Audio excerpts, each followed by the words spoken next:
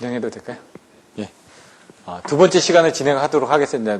이제 첫 번째 시간에는 아까 보셨던 것처럼 접지의 목적하고 비접지 방식에 대한 부분을 좀 설명을 드렸습니다. 그래서 사실 비접지 방식에 대한 그 장점하고 단점만 설명을 드려야 되는데 여러분들이 이제 실무를 하실 때 도움이 될 만한 그런 내용들을 좀 더 설명을 드렸고요. 예, 이론적인 부분에서는 사실 그런 부분까지는 필요가 없을 수도 있습니다. 근데 시험 보시다 보면은 건축 전기나 이런 쪽에서는 그런 내용들이 좀 심도 있게 나오기 때문에 그런 부분을 좀 자세히 설명을 드렸습니다.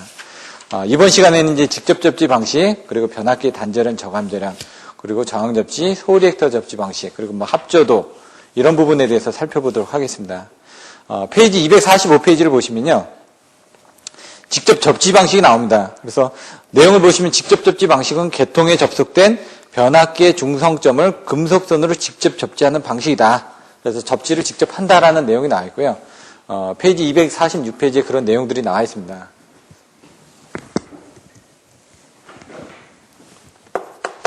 직접 접지 방식. 아까 유효접지 부분을 설명드렸습니다. 그래서 유효접지 장점이 일선 지락 시의 전위 상승을 1.3배 이하로 제한을 한다. 마찬가지로 직접 접지 방식도 그런 이제 장점과 단점이 거의 유사합니다. 그래서 책에 보시면은 1, 2, 3, 4에 가지 장점, 그리고 결점에 대해서는 1, 2, 3, 4 똑같이 나와 있습니다. 제가 아까 설명드렸던 내용하고 얼마나 틀린지 여러분들이 한번 또 살펴보시면 될 것 같습니다. 첫 번째, 일선 지락 사고. 건전상의 대지 전압은 거의 상승하지 않고, 건전상의 전위 상승 억제. 얼마래요? 아까 1.3배 정도 된다고 그랬죠? 근데 이제 비접지 방식은 그런 부분이 한 루트 3배, 1.732배까지 올라갑니다. 그래서 여기서는 1.3배 이하가 장점이 되지만 비접지에서는 1.7배이기 때문에 루트 3배이기 때문에 걔는 단점이 됩니다. 그래서 이런 부분들을 여러분들이 알고 계시면은 나중에 뒤에 가서 이제 표가 나옵니다. 그래서 거기서 이제 어떤 거에 대한 각각의 장단점, 여기서 이제 각각의 장단점을 배우셨으면 뒤에 가서 그걸 유효해가지고 쓰는 부분이 나올 겁니다. 바로 이 전 시험에 저항접지하고 유효접지에 대한 장단점을 비교하는 부분이 시험에 나왔습니다. 그렇기 때문에 여러분들이 여기서도 이제 그런 내용을 정확하게 알고 계셔야 됩니다. 그러다 보니까 선로의 애자 개수를 줄이고 애자 개수 경감. 왜? 애자 하나당 걸리는 전압 부분이 있는데 지금 앞에서 애자에 대한 정중량 분표라든가 전압에 대한 부분이 나왔죠. 그래서 1호사 같은 경우는 9개에서 11개를 쓴다고 돼 있는데 건전상의 전위 상승이 억제되다 보니까 애자를 더 많이 쓸 필요가 없다는 얘기입니다. 그래서 이런 것들, 또 기기의 절연 수준, 저하, 절연 레벨을 경감을 할 수 있다는 얘기죠. 앞에서 봤던 그런 내용하고 똑같습니다. 두 번째, 개폐서지.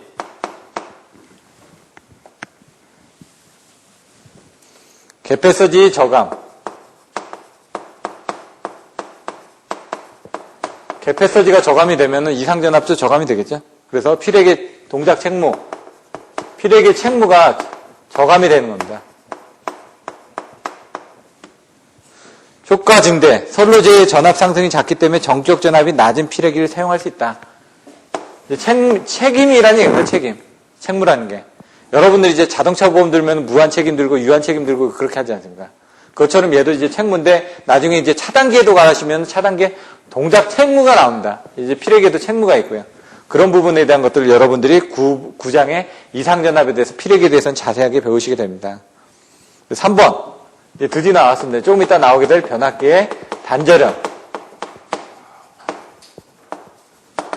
단절연이 가능하다. 왜? 중성점을 접지를 했기 때문에 단절연이 가능합니다. 그래서 여기 나오면 단절연이 뭐냐면 변압기의 중성점은 항상 영전이 부근에 유지되기 때문에 선로축으로부터 중성점에 이르는 전위 분포를 직선적으로 설계해서 여기 보시면은 아까 제가 Y라고 얘기했죠. 델타 건선 같은 경우는 이렇게 건선이 다 똑같습니다. 이렇게 Y결선이다 보니까 이렇게 있는데 여기 나와 있는 좀 변압기 중성점은 항상 영전이 이렇게 접지가 되기 때문에 영전이 부근에 유지가 되기 때문에 선로축으로부터 중성점에 이르는 전위 분포를 직선적으로 이렇게 설계를 해가지고 어떻게 해요? 이런 부분에 건선을 저감을 할 수 있다는 얘기죠. 그래서 건선의 절연을 선로축으로부터 중성점까지 접근함에 따라 점차적으로 저감을 할 수가 있다. 근데 사실 이렇게 하는 것들이 더 힘듭니다, 사실상. 왜냐면 두께를 균일하게 낮춰줘야 되니까. 그냥 똑같이 만드는 건 편하기 때문에. 근데 개념상으로는 이런 단절연이 가능하다는 얘기입니다. 그러다 보니까 변압기에 대한 부분들을 이렇게 못 만들더라도 저희가 약간 더 크게 해서 예를 들어 이런 식으로 만들었다. 그러면 아까 이거보다는 두께가 더 얇아지니까 경제적으로 만들 수 있을 거 아닙니까? 그렇게 가능하다는 얘기입니다. 단절연이. 그리고 4번째, 4번째, 이게 장점입니다. 일선 지락 사고 시에는 한 상이 단락 상태로 되어서 뭐라고요? 지락 전류가 커진다 이거죠. 지락 전류가 커지면 어떻게 된다고요? 보호 계전기 동작이 확실하다.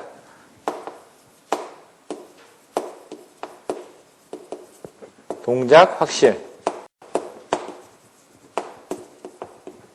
보호 계전기 동작이 확실하다. 아까 저는 이제 보호 계전기.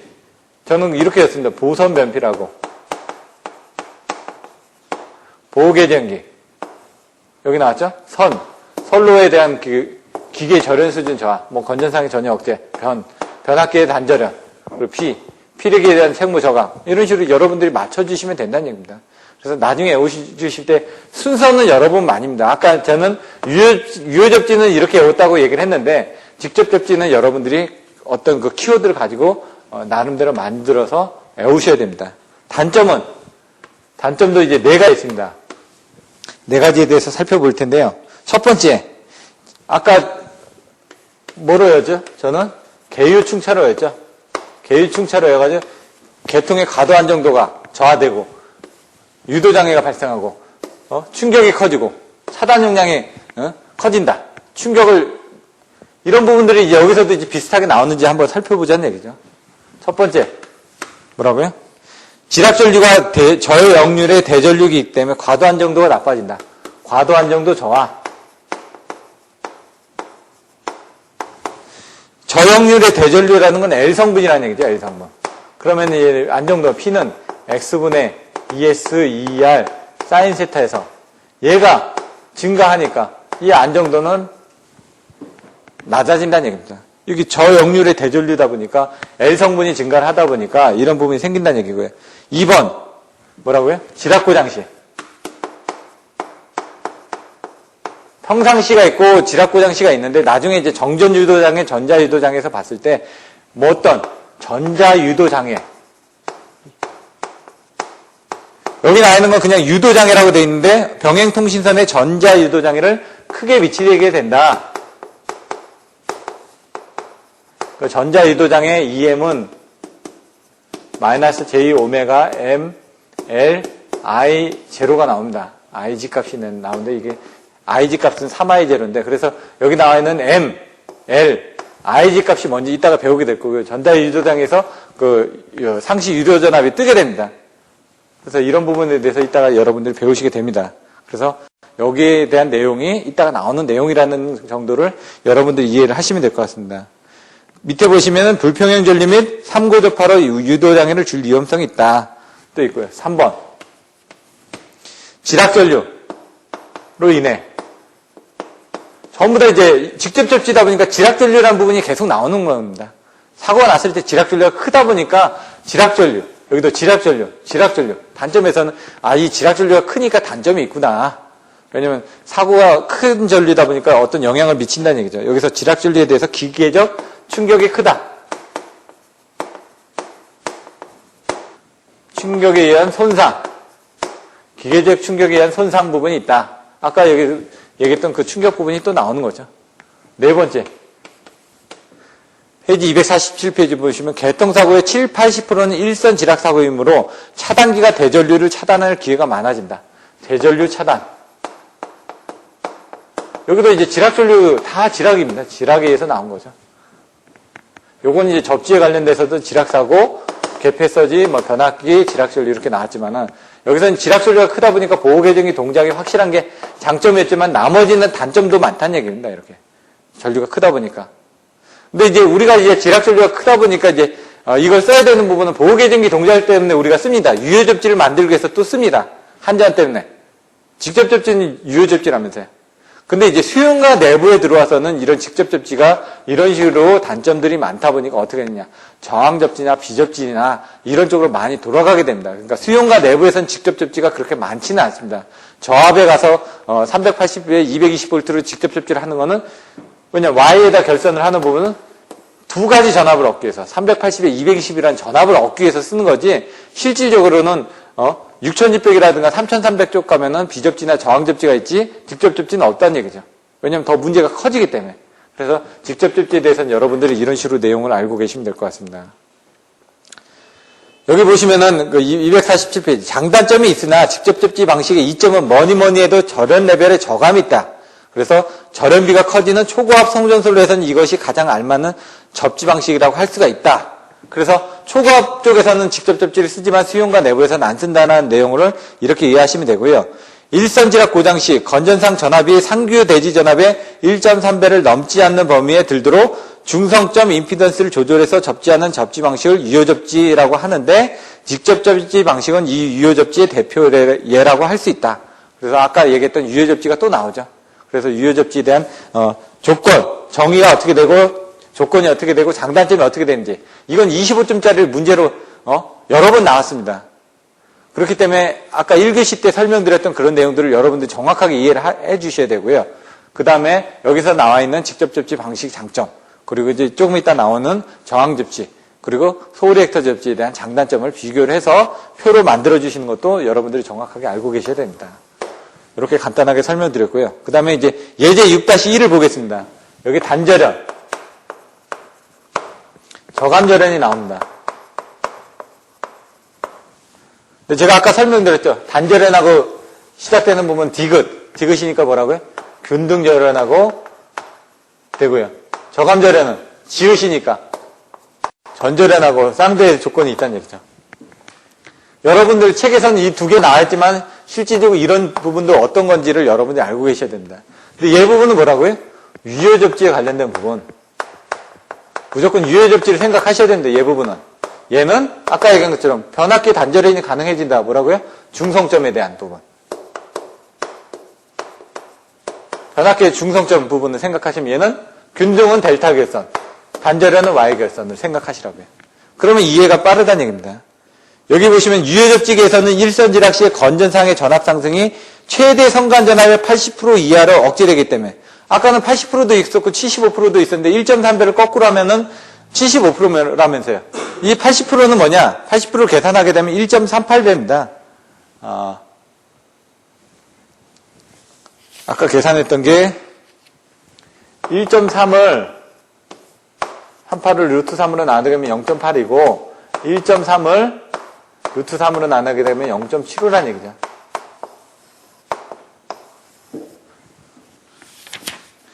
한전 같은 경우는 0.75배로 이제 제한을 하고요. 왜냐면 기기에 대한 특성을 더 중요시하게 되니까.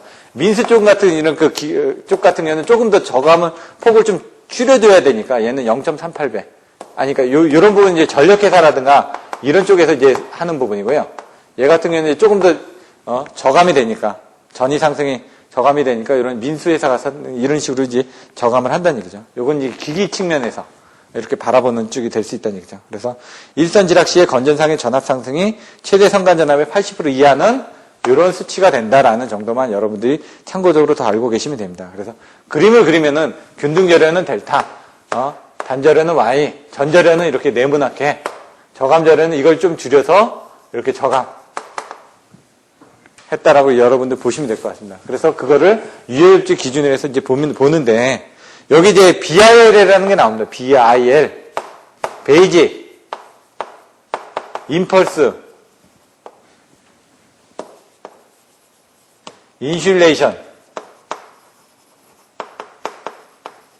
레벨. 이게 뭐냐? 기준, 베이직이, 임펄스, 충격, 인슐레이션, 절연, 레벨 또는 강도. 그래서 기준 충격 절연 강도라고 여러분들이 부르게 됩니다. BIL은. 그 베이직 임펄스 인슐레이션 레벨 부분을 어떻게 이제 선정하는지 이 수식이 나와 있습니다. 이게 수식이 어떻게 된다고요? 5, 2 플러스 50이라고 되어 있습니다. 50kV. 이가 뭐라고요? 최저 전압이요. 2는 최저단압인데 154 같은 경우 기준전압이 있었죠. 1.1로 나누면 어떻게 되죠? 얘가 140이 나오죠. 140kV가. 그걸 여기다 이렇게 넣어보면 어떻게 될까요? 5 곱하기 140 더하기 50은 600. 아니 5일은 5, 4, 20, 700이네. 이거는 750kV. 그래서 154kV에 베이직 인슐린 BIR 기준 충격 절연 강도는 750kV가 나오는 겁니다. 이렇게. 그래서 그 밑에 보시면 154에 대한 기준 충격 절연 강도가 750kV가 나왔죠. 그래서 요거를 이제 저희가 호스로 정의를 합니다. 요걸 이제 유효접지에서 이제 호스로 정의하는데 154 각각의 전압을 1.1로 나눈 거를 이제 호스라고 하는데 이걸 그래서 우리가 140호라고 얘기를 합니다. 그래서 여기 나와 있는 전절연은 이 부분을 딱 맞게 절연한 거. 저감절연은 이 부분을 적게 절연한 거. 절연계급, 이걸 이제 절연계급이라고 하는데 이 절연계급을 이거보다 적게 절연한 게 저감절연이라는 얘기입니다. 그래서 이제 조금 이따 설명을 드리겠지만 이 750kV에서 이제 저감절연하면 650kV라고 나오고 예를 들어 3, 4, 5로 한번 해볼까요? 5 곱하기 3, 4, 5를 저기로 나누게 되면은 300이 나옵니다. 3, 4 곱하기 예를 들어 3, 4, 5 나누기 1.1 하면은 대략적으로 한 300 정도가 나옵니다. 그럼 5 곱하기 300 여기 300이 들어가고 50이 들어가면 어떻게 될까요? 이게 1500이니까 이게 1550이 나오죠. 책에 나와 있는 1550kV 표 6-1에 이렇게 나온 겁니다. 그래서 걔는 300호가 되는 거고요. 얘는 140호가 되는 겁니다. 그 부분으로. 근데 거기서 이제 그 저감을 했다고 돼 있죠. 1단 저감, 2단 저감, 뭐 3단 저감 이렇게 나와 있는데 그 저감 부분에 대한 것들을 한번 살펴보도록 하겠습니다. 이 기준이 있습니다. 1000kV를 기준으로 해서 1000kV 이상에서 저감을 할 때는 여기서 이제 1000kV 이상에서 저감을 할 때는 1단 저감 시에는 어떻게 250kV씩 줄어듭니다. 여기서 1000kV 이하에서 이제 저감이 들어갈 때는 1단 저감 시에 100kV씩 줄어듭니다. 그렇기 때문에 여기서 750에서 1단 저감을 했다는 건 여기서 마이너스 100을 하면 되죠. 1단 저감을 했으니까 마이너스 100을 하니까 650을 되는 거고 여기서 또 한 번 더 저감을 하게 되면 얘는 550이 되는 거죠. 여기 나와 있는 것처럼 1단 저감하게 되면 650이 되는 거고 2단 저감하면 550이 나왔다는 얘기죠. 근데 여기서는 1550이니까 1000kg 이상 아닙니까? 1단 저감하게 되면 250이 된다면서요. 그러면 1300이 되겠죠. 또 250을 또 빼면 1050이 되겠죠. 그래서 2단 저감한 게 1050이 되는 거고 3단 저감하면 여기서 1000이 내려가게 되면 어떻게 될까요? 거기서는 이제 100이 되겠죠. 여기서 1000 밑으로 내려가니까 그때는 이제 950이 되겠죠. 그래서 여기서는 1저감에서 1300, 또 한 단을 저감하게 되면 2단 저감하게 되면은 1050, 그래서 또 3단 저감을 하게 되면 950이 나온다. 이런 내용들이 설명이 되어 있습니다. 그래서 그런 부분을 보시면 될 것 같고요. 요거는 어디까지나 기준 충격 절연 강도는 아까처럼 서지에 의한 부분이에요. 서지를 강하게 실는 겁니다. 테스트를 할 때. 그 서지에 대한 그 부분을 어떻게 정의를 하냐면은 요런 이제 그 이상전압의 파형에서 이 부분을 30%하고 90%를 연결한 요 피크치하고 여기 부분 이렇게 연결하면 여기 0점이 생겼죠. 여기가 뭐라고요? 귀약 0점. 요 피크치 부분하고 이렇게 만나는 요 지점하고 요 지점의 사이가 이게 파두장. 파의 머리 부분에 해당된다. 파의 머리 부분에 해당돼서 파두장이고요. 여기서 이제 50%까지 가는 부분, 여기 부분에 대한 이 부분이 파미장. 50%까지 저감됐을 때 여기 부분하고 만나는 부분, 귀하경점까지 이 부분이 파미장입니다. 근데 이거를 우리가 전압으로 할 때는 30%하고 90%를 봅니다. 전압. 전류로 할 때는 전압에서는 30하고 90%를 연결합니다.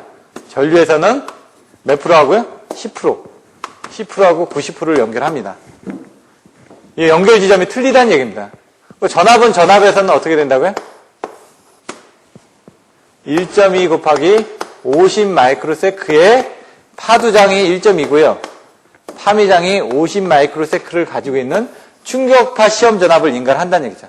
근데 그게 어떻게? 750kV. 요 전압이 750kV인데, 750kV, 154에서는 750kV를 인가하는데, 요거에 대한 거리는 1.2 곱하기 50 마이크로세크에 대한 어떤 파형을 인가를 한다는 얘기입니다. 그래서 이제 기준 충격 절연 강도를 여기에 견디면은 그 제품이 견딘다라고 이제 여러분들 이해를 하시면 됩니다. 근데 그거는 전압일 때고, 절일 때는 어떻게 된다고요? 8 곱하기 20 마이크로세크. 이렇게 됩니다. 이상 전압을 인가를 하는데. 근데 이게 개폐서지라든가 아니면은 이런 부분이 되게 되면 25 곱하기 500 마이크로세크인가요? 250 곱하기 500인가? 이렇게 이제 조금 더 틀려지게 정의를 하게 돼 있습니다. 그래서 이런 내용들은 나중에 한번 이상 전압에 가서 살펴보도록 하고요. 여러분들 아셔야 될 게 전압은 1.2 곱하기 50 마이크로세크에 대한 어떻게 750kV를 인가한다. 154에서는. 그런 정도만 알고 계시면 됩니다. 그럼 여기 나와 있는 게 나중에 이제 시험 공부를 하시다 보면 상형주파 시험 전압이 나옵니다. 상형주파. 요거는 충격파 시험 전압입니다. 기준 충격. 근데 상형주파는 어떻게 될까요? 상형주파는 60Hz입니다. 상형주파 시험 전압은 60Hz를 인가를 하게 되고 요거는 60Hz가 아닌데요. 그죠? 60Hz인데 얘에 대한 전압에 대한 크기는 어떻게 된다고요? 얘는 아까처럼 1.2 곱하기 50 마이크로세크에 대한 충격파였지만 얘는 60Hz를 인가하는 겁니다. 근데 얘 부분은 2배를 곱해주시면 됩니다. 2배. 어떻게 아까 140호였죠? 2배 곱하기 140. 아까는 5배라면서요. 5E 플러스 50이었는데 얘는 2E 플러스 50입니다. 2E 플러스 50.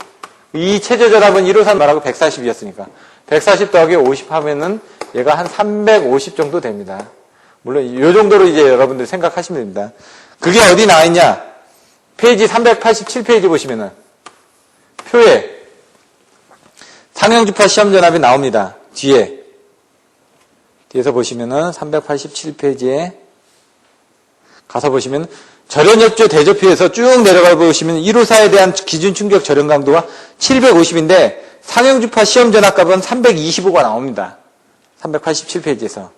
그래서 그런 부분에 대해서 표에서 여러분들이 살펴보실 수가 있습니다. 나중에 보시면은 이게 충격비라든가 뭐 BIL이 옛날에 시험에 나왔습니다. BIL이 2.2라는데 그 이유가 뭐냐, 2.2라는 의미가 뭐냐, 라는 게 옛날에 시험에 나왔었죠. 그러면 그 부분을 이제 비교를 해보면은 이겁니다. 이게 지금 140호짜리인데 BIL분의 상형주파에 대한 시험 전압을 나눈 게 그 수치를 가지고 얘기를 한다는 얘기입니다. 154나 345나 이 22900에 대해서. 154 같은 경우 얘를 BIL이 얼마였죠?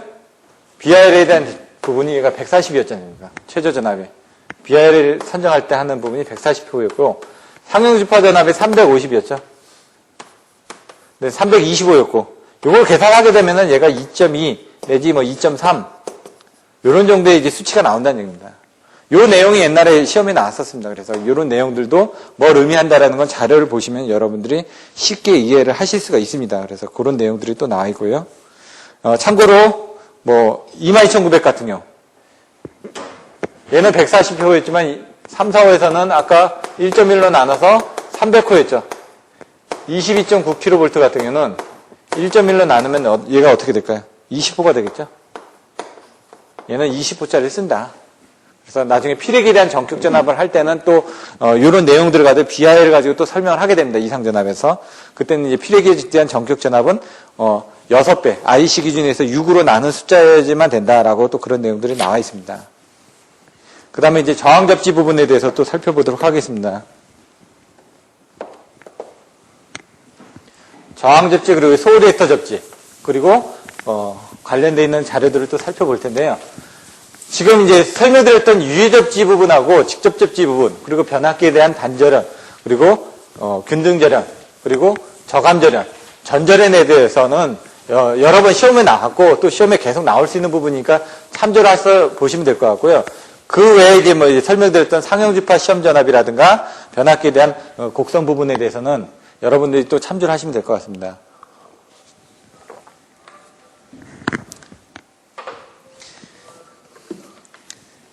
저항 접지 방식.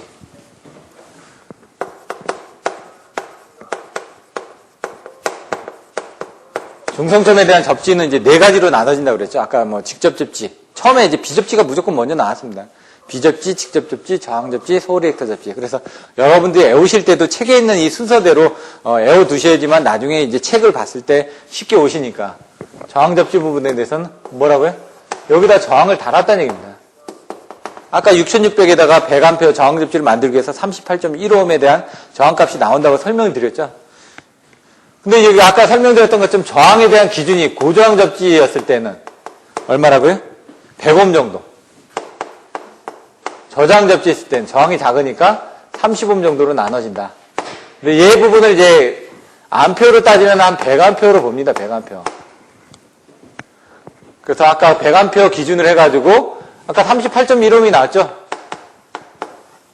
그거보다 이제 저항이 더 낮아지기 시작하면은 이제 저저항 접지가 되는 거고, 요거 이상이 되게 되면 저항이 이거 이상 되게 되면은 고저항 접지로 본다는 얘기죠. 아까 30ohm을 기준으로 해서 그거보다 높으면 고저항. 근데 통상적으로 우리나라는 6600 같은 경우는 38.15ohm을 써서 100A, 고저항 접지에 대한 기준이 되는 부분이 100A 정도로 여러분들 생각을 하시면 될 것 같습니다. 여기 나와 있는 값이 R의 값이 너무 작으면, R이 너무 작으면은 어떤 부분이 생각난다고요? 고장 발생 시 유도장애. R이 작으면 어떻게 될까요? 지락전류가 커지니까 그때는 유도장애가 발생한다는 얘기입니다. R의 값이 너무 높으면 아까처럼 이제 지락전류가 작으니까 여기 나온 것처럼 지락계전기 동작이 곤란, 검출이 잘 안 되니까 동작이 곤란하다 이거죠. 그리고 건전상의 대지전압을 상승한다. 아까처럼 뭐라고요? 비접지 이런 부분이 이제 지락전류 값이 커지게 되면은 건전상의 대지전압 상승.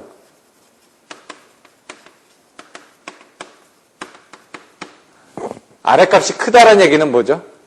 비접지 계통으로 가는 거 아닙니까, 얘가? 그러니까 비접지 계통에서는 얘가 몇 배? 루트 3배. 직접 접지에서는 몇 배? 1.3배. 이런 식으로 내용을 여러분들이 이해를 하시면 되죠. 근데 여기 밑에 보시면 접지 개소의 수는 한 군데에서만 하는 단일 저항 접지보다도 두 개소 이상의 중성점을 동시에 접지하는 복저항 접지가 지락전류를 2개소 이상으로 분산시켜서 유도 전압을 감소시킬 수 있다. 이건 뭐냐면 이렇게 전압을 여기 델타 Y다. 그럼 여기다 저항을 이렇게 달았습니다.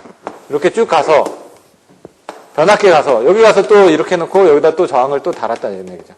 그럼 여기서 지락사고 나면 어떻게 될까요? 이제 소리액터 접지에서 여러분들 보시는 것처럼 지락사고 나면 이쪽하고 이쪽이 있기 때문에 이쪽으로도 흐르고 이쪽으로도 흐르니까 지락전류가 분배가 된다는 얘기입니다. 분배가 되면은 V는 IR에서 이 값이 줄어들면 어떻게 될까요? 이 값도 줄어들겠죠?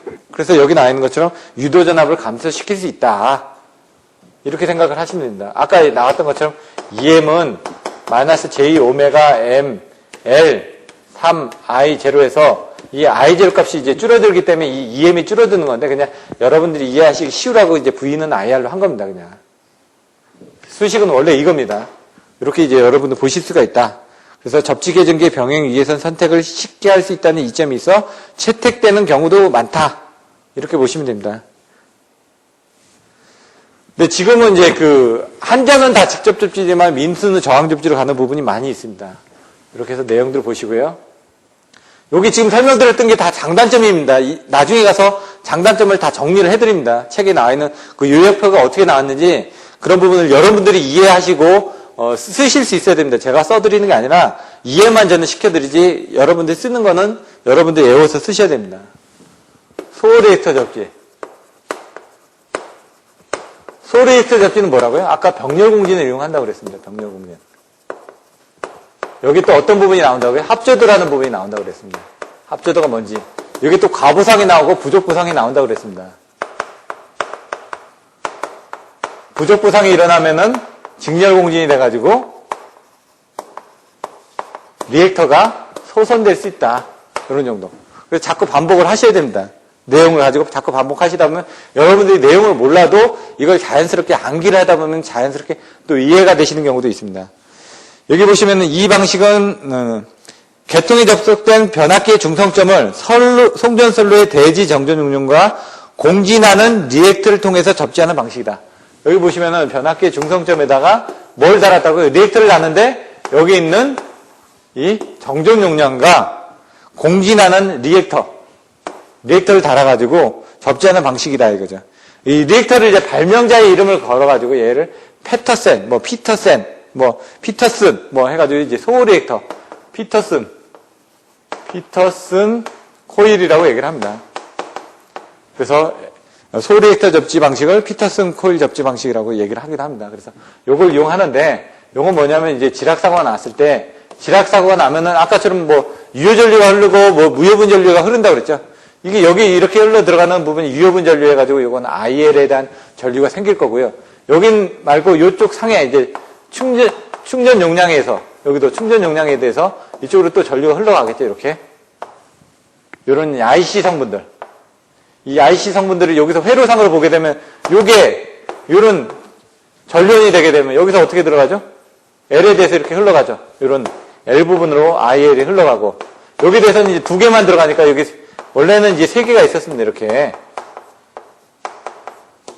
근데 이 부분이 하나가 끊어졌으니까 이 두 부분만 해가지고 이렇게 또 IC 전류가 흘러가겠죠. 이렇게. 그래서 이 병렬 공진을 이용해가지고 병렬 공진이 되다 보니까 이쪽으로 흘러질 수 있는 전류를 이제 제한을 해준다는 얘기죠. 실질적으로 이쪽 왔다 갔다 하는 부분 병렬 공진을 통해서 지락 전류를 작게 흘러주게끔 할 수 있다는 얘기입니다. 근데 이제 이 중간에 단선이 되면 이 전류가 이쪽으로 못 흐르고 이쪽으로만 이렇게 흘러지는 부분이 생긴다는 얘기죠. 그럼 이 L 쪽으로만 전류가 흐르기 때문에 얘가 없어져 버리기 때문에 얘 쪽에 의해서 직렬 공진해가지고 얘가 소선될 수도 있다. 이런 부분이 생길 수 있다는 얘기입니다. 그래서 나중에 부족보상이라든가 과보상이라든가 그런 것들은 얘에 대한 임피던스 차이에서 어느 쪽으로 전류가 많이 흘러질 수 있는 부분이 생길 수 있다라는 부분을 이해를 하시면 됩니다. 그래서 그런 부분에 대한 것들이 나와 있습니다. 그리고 공진 조건이 나와 있습니다. 공진 조건은 3오메가 10분의 WL, 오메가 L은 뭐라고요? 3오메가 10분의 1이 됐을 때, 공진 조건이 됐을 때 합성 리액턴스가 이상적으로 무한대로 돼가지고, 여기 부분이 임피던스가 무한대가 되니까 이쪽으로 전류가 안 흐른다는 얘기죠. 그래서 고장이 발생하더라도 지락 전류는 0의 실제는 최소로 된다는 것을 이용하고 있다. 따라서 고장점의 아크는 지락점의 0점 통과로 자연히 소멸되어 일선 지락 고장 발생 시에도 정전 없이 송전을 계속할 수 있다는 특징이 있다. 그래서 아까 소리의 특징이 아까 일선 지락 시에도 계속 송전을 할 수 있다는 특징이 있었다는 얘기입니다. 그렇게 보시면 될 것 같고요. 그걸 이제 수식으로 이제 밑에 적어 놓은 겁니다. 이제 그림이 나왔던 게 이런 것처럼 그림이 돼가지고 여기서 지락사고 나면은 이쪽으로 충전 전류가 흐르고 이쪽으로 이제 IL 전류가 흘러가지고 그 부분을 수식으로 정의를 해 놓으면 이렇게 된다는 얘기고요. 근데 그러다 보면은 여기 변압기의 여기 부분도, 지금 아까 WL은 오메가 C라는 부분이 여기서 이제 WL이 되고 여기서 이제 3개가 되죠. 하나, 둘, 3개가 되지 않습니까? 하나, 둘, 3개에 대한 합이 같았을 때, 여기 부분이 같았을 때, 이렇게 된다. 이렇게 돼 있는데, 여기 부분에서 이쪽으로 흘러 들어가다 보면 변압기에 대한, 부분이 또 있다는 얘기죠. 그래서, 250페이지 보시면은, 변압기의 임피던스 XT까지 포함시켜서 L을 구하고자 한다면, 그래서 여기서 변압기 부분을 한다 그러면, 원래 플러스, 이제, 여기에다가 이 부분까지 플러스를 해서 이제 L 값이 된 거 아닙니까? 여기서. 플러스 XT라고 나오면은, 이 XT 값이 이제 반대쪽으로 이렇게 넘어간 겁니다. 넘어가면서 어떻게 된다고요? 요게. 아까처럼 Y에서 아까 CLR 계산할 때도 이쪽으로 넘어갈 때 어떻게 됐죠? 3분의 1이 됐었죠, 여기 부분이. 얘도 이제 3분의 1이 되는 거죠, 얘가. 3분의 XT가 된다는 얘기죠, 이렇게. 요거는 3오메가 C분의 1에서 얘가 이쪽으로 넘어가니까 없어지고, WL은 3오메가 C, 여기 부분 빠지니까 3분의 XT가 된다. 이 수식이, 식 6-3. 6-3 수식이 되는 겁니다. 그래서 요거 내용을 보시면, 중성점에 접속하면 송전선의 고장 중에서도 가장 많이 발생하는 일선 지락 고장 시에 지락 전류를 0으로 할 수 있게 돼서 고장이 일선 지락에 관한 한 고장의 선을 차단하지 않고 그대로 전력 공급을 계속할 수 있게 되는 것이다. 라고 되어 있습니다.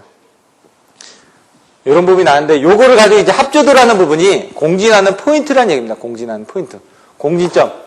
합조도가 공진점인데 그 부분에 대한 공진점을 일으키기 위해서 과보상을 하거나 부적보상을 했을 때 어떻게 되는지 내용이 나와 있습니다.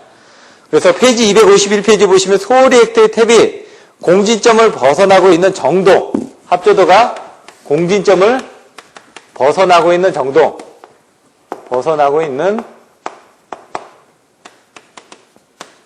정도를 나타냄. 그래서 여기 보시면 P는 I-IC분의 I라고 되어 있습니다. 그래서 IC 곱하기 100. 이 합조도라는 이 부분은 이렇게 정의를 하는데 여기 부분이 뭐예요? 여기에 흐르는 이 I. 여기 부분은 어디요? 이쪽으로 흐르는 전류. 그거 부분은 요걸 기준으로 해가지고 본다는 얘기입니다. 요걸 기준으로 해서 요거하고 요거에 대한 비율을 봤을 때 얼마나 보상이 되느냐 안 되느냐를 본다는 얘기입니다. 요거에 대한 비율을 봤는데 그게 과보상이 됐을 때 또 부적보상이 됐을 때 이런 부분이 어떻게 되는지를 살펴보겠다는 얘기입니다. 공진 상태에서는 어떻게 된다고요? WL은 3오메가 C분의 1이 공진 상태입니다. 여기가 공진 C. 근데 여기서 이제 벗어난다는 얘기죠. 이게 이쪽으로 되거나 얘가 이쪽으로 되거나 이제 과보상이 되거나 부적보상이 된다는 얘기입니다. 그 내용이 나왔는데 합조조가 예를 들어 WL이 이렇게 됐을 때 3오메가 C분의 1 WL이 작았을 때 얘는 합조도가 플러스가 됩니다. 그러면서 얘는 과보상 얘가 작았을 때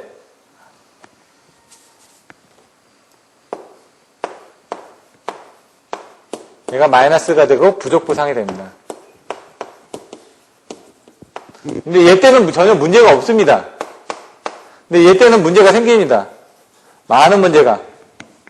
근데 그 중에서 하나가 아까처럼 이제 직렬공진에서 애들이 소손하거나 이런 부분이 생긴다는 얘기죠. 얘 때는 아무래도 문제가 되지 않습니다. 여기 보시면은 운용상 꼭 주의해야 할 점은 소리액트 탭은 절대로 부적보상의 탭. 여기서는 사용해서는 안 된다는 것이다. 부적보상 탭으로 운전하면은 지락사고 시 과대한 이상전압 발생의 위험이 있기 때문입니다. 아까처럼 직렬공진에서 L이 소손한다든가 이상전압이 발생할 수 있다. L 소손 또는 이상전압 발생 등의 문제가 있다. 그래서 이런 부분을 꼭 써주셔야 됩니다.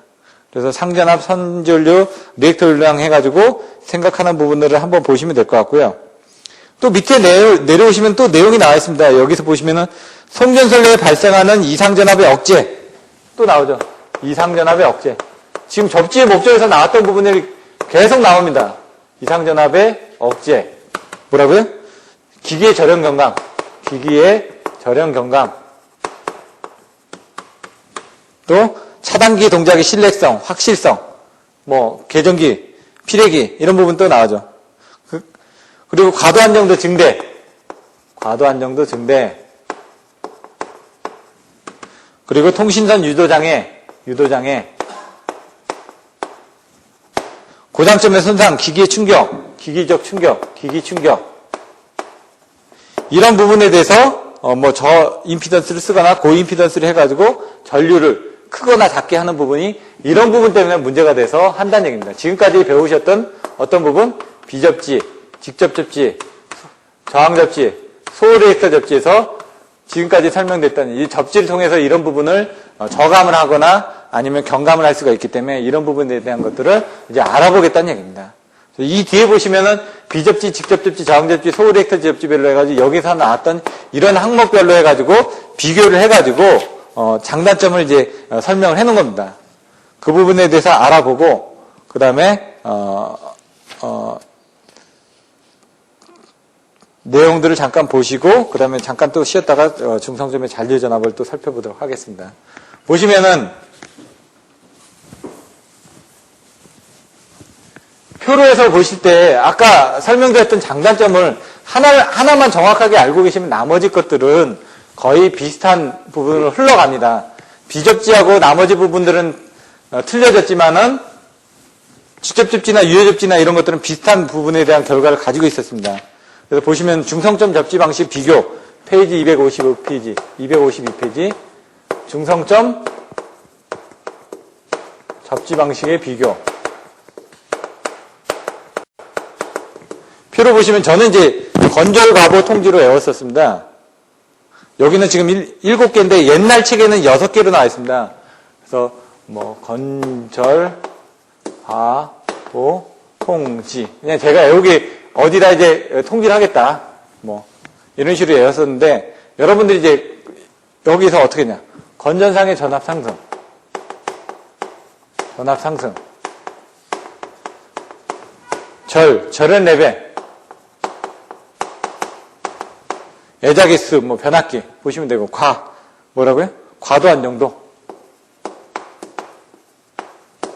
보호계정기 동작.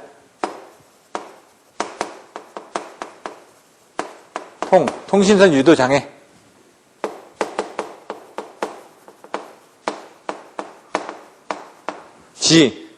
지락전류. 왜 이렇게 왔는지 이제 보시면은 이걸 표로 한번 이렇게 그려보겠다는 얘기입니다. 이렇게. 셋, 넷, 다섯. 여기 더 있지만 일단 제가 외웠던 부분을 간단하게 한번 설명드리면 이제 4개가 나눠지겠죠, 이렇게.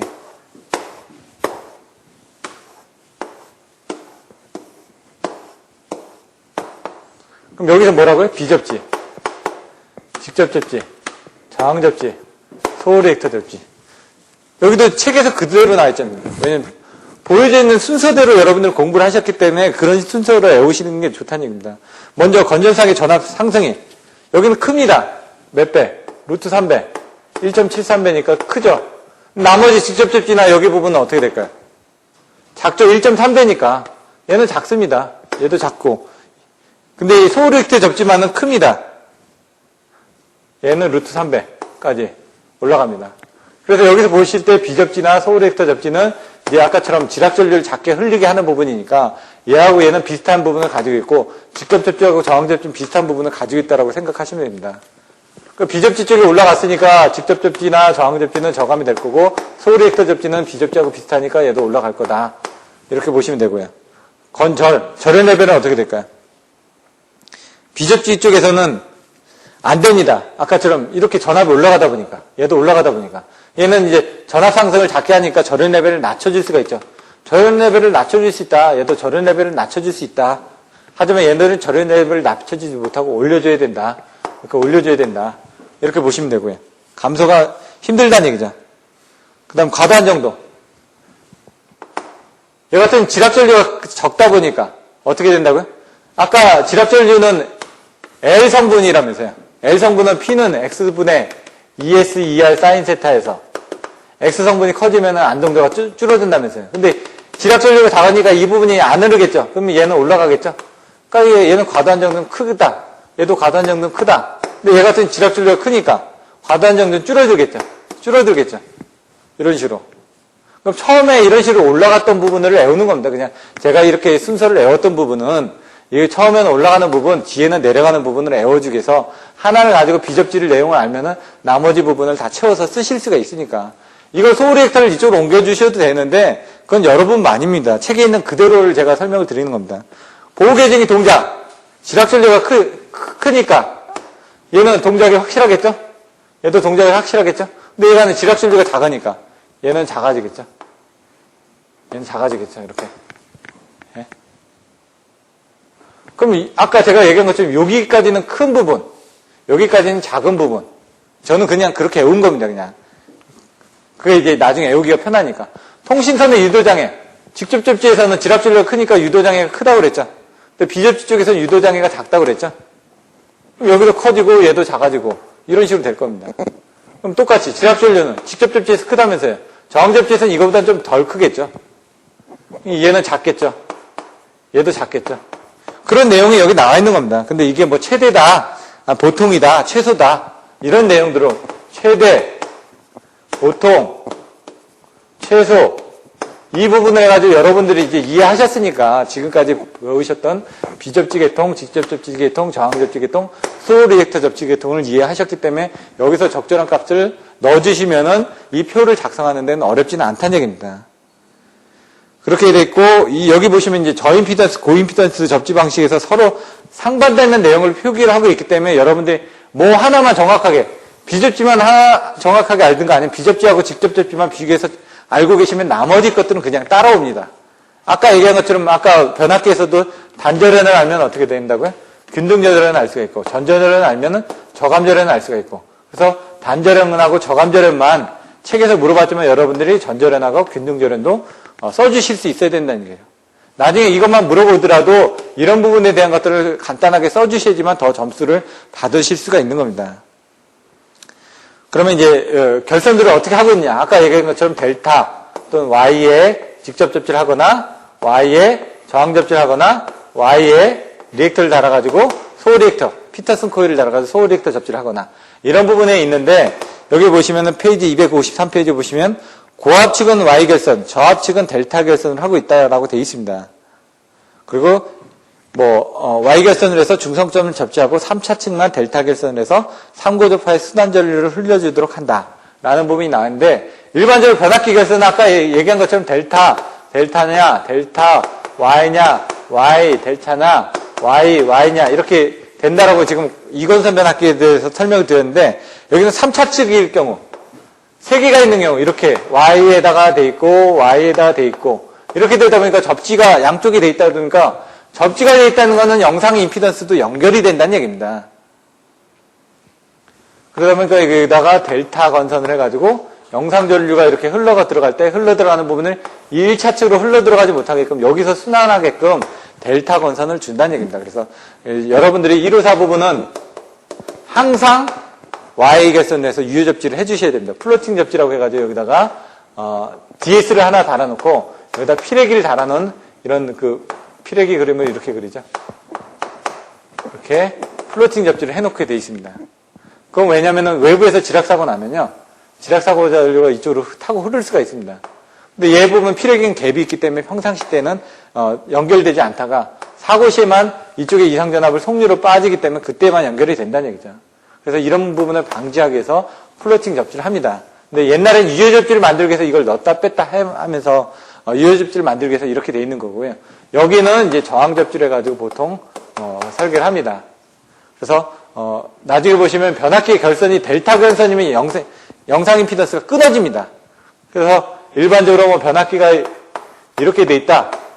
나중에 보호계전기 쪽에 가서 보시면은 이렇게 돼 있고 차단기 이렇게 돼 있고 그래서 변압기 이렇게 돼 있다. 그러면 여기서 지락사고 나면요. 지락솔류는 여기만 흐릅니다. 여기서 지락사고 나면 여기서 지락솔류는 여기만 흐릅니다. 여기서 지락사고 나면 지락솔류는 여기만 흐릅니다. 여기서 지락사고는 여기만 흐릅니다. 단락은 다 똑같이 이렇게 흐릅니다. 이렇게 단락은.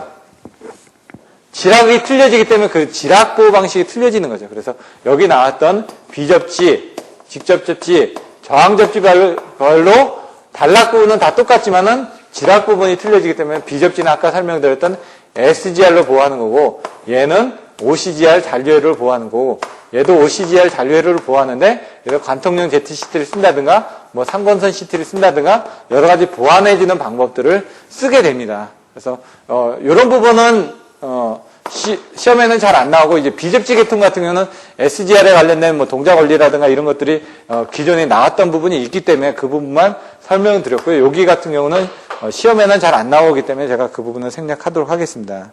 그래서 이렇게 해서 간단한 내용을 살펴봤고요. 그다음 잠깐 쉬었다가 이제 중성점의 잔류 전압에 대해서 다시 한번 살펴보도록 하겠습니다.